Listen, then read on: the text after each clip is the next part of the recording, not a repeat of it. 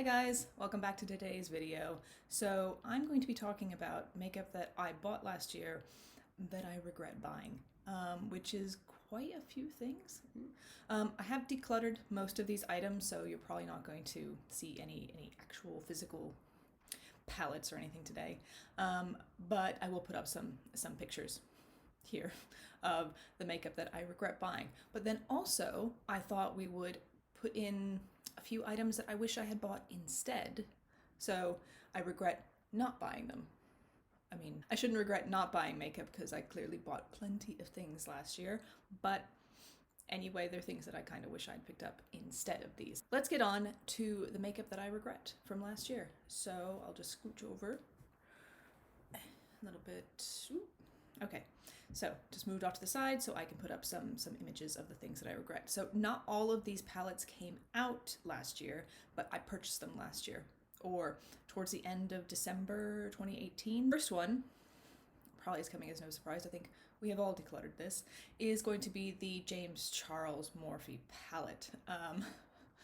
I had this for a hot minute and then I decluttered it. I was definitely brought in by the hype of purchasing this palette. I didn't have any rainbow palettes at the time. I have plenty of things to kind of fit in that category now, so I think I used it 2 or 3 times. I didn't find it that easy to use personally, and then it just wasn't my jam anymore pretty much after 2 or 3 goes. So I decluttered it. I gave it to a student of mine and she was very appreciative to have that. The second palette that I bought, so a couple of these, I was on holiday in the States back in April, I think. And so here in the UK, we don't have, as I said before, we don't have Sephora, we don't have Ulta, we don't have a lot of like places where you can go buy from lots of different brands. Okay, so I either have to order it directly from the company or order it from like Beauty Bay or Cult Beauty. And so I don't get to try a lot of American-based brands necessarily. So I did go a little bit bananas when I was visiting the States. We won't talk about my Japan makeup haul yet. That will be for another video because I think I surpassed what I bought in the States with that one. A couple of these items, the next 3, are ones that I picked up while I was in the US and I have decluttered them all. Did I keep anything that I bought when I was there? Maybe not. Maybe one? Maybe. Anyway, so next up is actually going to be the Lime Crime Venus XL palette. So I think I really just bought this on a whim at the store, like many other things. It looked really pretty. There was this really cool, like green, electric-y, iridescent-y kind of color in it, and I just absolutely loved it. I used it 2 or 3 times again, and then I never picked it up after that. So there just wasn't a use for it. I wasn't interested in the palette anymore, so again, I decluttered it. Nothing wrong with the quality. I really like I think it's the Venus 2, the little mini one. I'll put a picture up here, the one that I did like.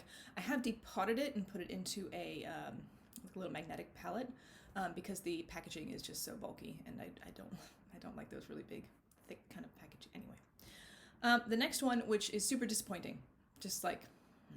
So Natasha is a brand that I think is quite coveted within the makeup beauty influencer sphere of things. And so when I was in the States, I had the first opportunity to test the Natasha formula and to then purchase a palette. So I really didn't want to shell out for like $100 and something odd palette. So I decided to go with one of the mini palettes, but I picked up the mini Lila palette, I think, which I still have. That one's fine. But I also picked up the Cranberry palette. It's not a mini palette per se. It was just one of the 5 pan palettes that was a little bit less expensive. I think it was like around $50 at the time, which is still a ridiculous price. Anyway, I decluttered that bastard because that was one of the worst eyeshadow palettes I think I bought this entire year. Like absolutely. And that was quality-wise. The colors were beautiful, but there's that cranberry red color. I'll just put it back up here for a second. I hit hard pan immediately on it. Like, I think I hadn't even used it once, and it was completely unusable. All the mattes in that palette weren't any good. It just really, really was crap. I don't know why. I don't know if I just got a bad one or if that's Natasha quality. I certainly hope not, considering how much people seem to love it. So what I did is I actually threw out those shades. I took the shimmers out of the palette, and they're in a magnetic palette now. So those ones worked fine. So I have kept those, but I was really, really disappointed by that. Next up is a brand that I had never tried before, and so I wanted to try something from them. And I probably shouldn't have picked one of their eyeshadows, considering that's not what they're known for. They're known for their complexion products.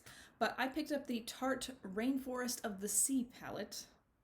It had like a filled top with like little glitters and little animals and things like that in it.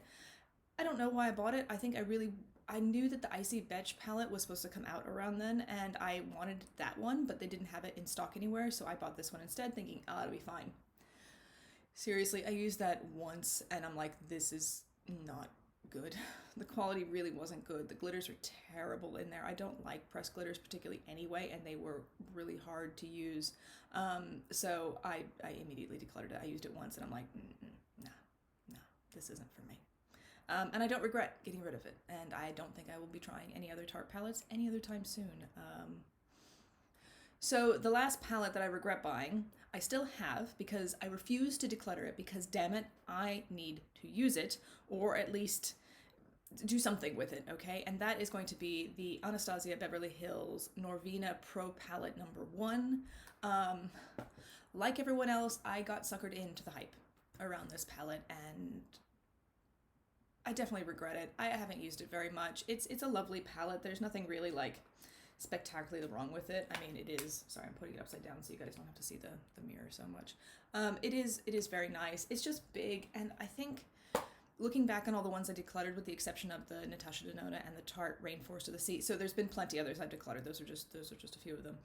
They're mostly the really big palettes, and I think I get to the point where I just get overwhelmed. There's just too many choices, and I don't know what to do, and I end up doing just the same look over and over and over again anyway. So, I don't know, I'm not going to declutter this, but I do regret buying it. If I had known that the 2 mini palettes were going to come out pretty much right away afterwards, I would have just waited and bought those because I thought the color stories were better. I really wanted the Norvina #2 mini palette, which had this kind of like 70s color story, which was just super cool. So I regret this gigantor here. Okay, so now let's talk about the palettes that I wish I had bought instead. I only have 3 of them, so we'll just go through them pretty quickly. So there was another one from Anastasia Beverly Hills that I did want, and I didn't buy.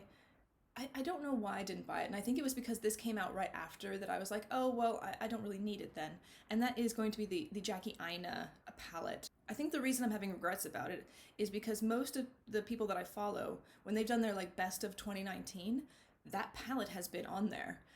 People have done such beautiful looks. It looks just really fantastic. So I may still pick it up in the future if it's available, but I wish I had bought it instead of this Norvina Pro palette. The next one, possibly no surprise, I think it's been quite coveted, and that is the Sugar Pill Fun Size palette. I didn't buy it when it came out, and I think it was out of stock for quite a long time afterwards, so I've missed the boat on it. The color story was so cute, so pretty, these kind of bright, vivid pastels. Got a lot of really good reviews, so I definitely wish that I had picked that up. Also, it has a cat on the front, and obviously from my header and stuff, you know I have a cat problem. Even my little makeup compact mirror thing is cute. Sorry, there you go. Cute little cat. Anyway, so I wish I had picked that up instead. I think it may still be available, like it may have come back to being available, but yeah, I definitely wish I had picked that one up. And the last one is actually another Natasha Denona product, because I haven't given up on the brand entirely, because I've heard enough good reviews to think that it's probably worth giving it another go. And the palette that I would have preferred purchasing instead of my stupid cranberry purchase, obviously this is quite a long duration between these two coming out, would have been the Metropolis palette. I think the colors in there are beautiful, the deep, grungy kind of greens and blues. I think it's stunning. I think it's a really stunning looking palette, and I kind of wish I had bought that one instead.